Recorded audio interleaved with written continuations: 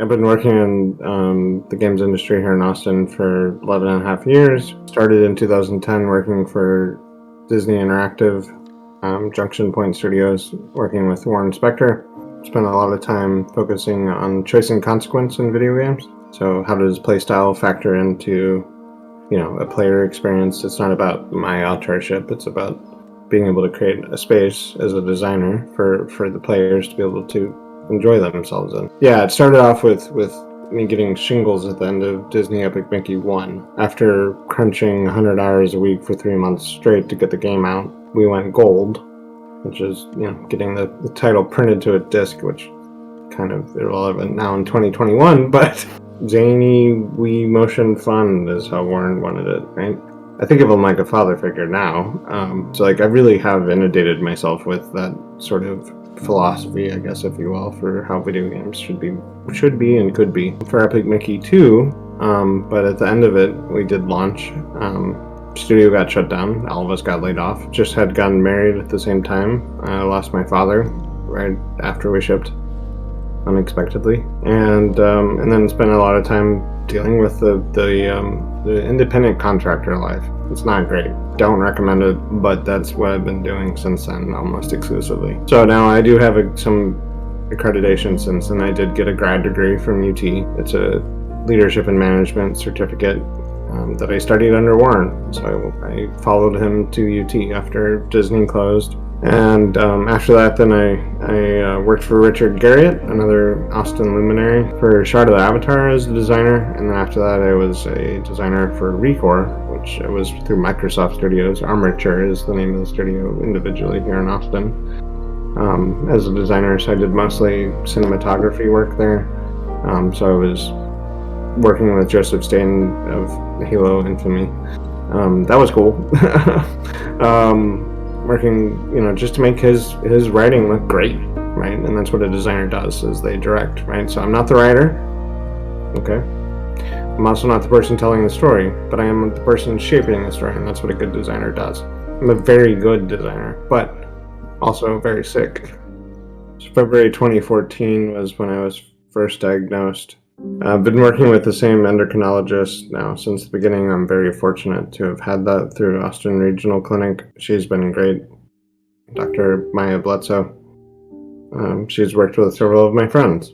I didn't know that, obviously, when I was starting with her, but the issue that I'm, running into is more of insurance for this treatment that I've been getting since 2014, which has been an injection that I get once a month. And I came out of remission at the end of last year, so we restarted those injections.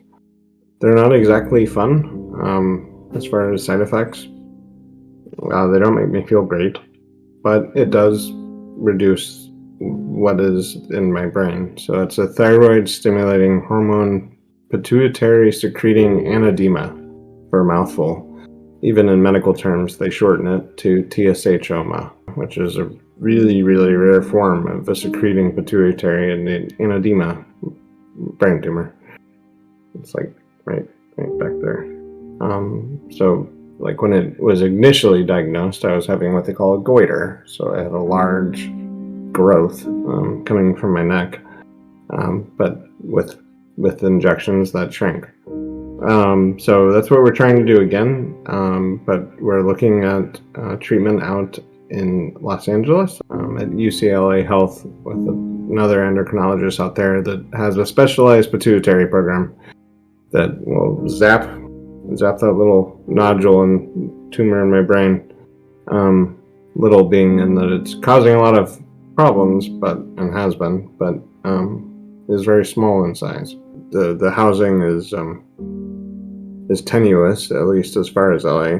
There are options, but they're all subsidized. So alternatives to that are, of course, appreciated. But at this point, it's going to be a matter of me navigating with a social worker that'll be assigned to me from the hospital.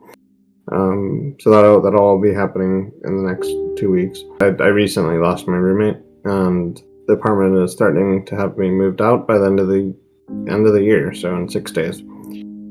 And what they're telling me is that my joint lease has been terminated with a move-out notice by my roommate without my consent. Yeah, the long and short, it's a disabled person that's getting kicked out of their apartment without their permission 9 months ahead of their lease. So, objectively, that doesn't sound great. Experientially, like what I'm experiencing, if that's a word, is not great either, but I'm taking it in stride. So it's just another challenge in far as I'm gonna get to where I need to get. I'm gonna keep moving forward. I don't give up here, but it's a hard sled to make it Christmas themed. I don't know. I still haven't even processed losing my sister at the beginning of that year. So I will tell you that being in the COVID ICU is also not a great experience, especially at the beginning. It's the same hospital I was born in. It's the same hospital I almost died in. A lot of times people compliment me for being strong throughout this. I don't feel strong. A lot of times people have complimented me throughout my career for being positive. I don't feel very positive right now. To say that is a humbling experience. To even ask for help is a humbling experience. Fighting the medical healthcare system in Texas has been one of the most difficult challenges I've ever faced, and that's saying a lot considering the amount of video game problems that we've tackled. So this is an adjustment to make up for something that, well, no one should die from. And I would like to be here, and I would like to keep making video games. I think I have a lot to still give. I think the 11-year-old me that wanted to do this in the first place. What really matters is that the creatives are taken care of. And so I don't like that this is where the space I'm in is, or where it currently exists. But it is true, and so I'm humbly seeking your help again, and I'm sorry that it's still coming to this, but I don't know what else to do.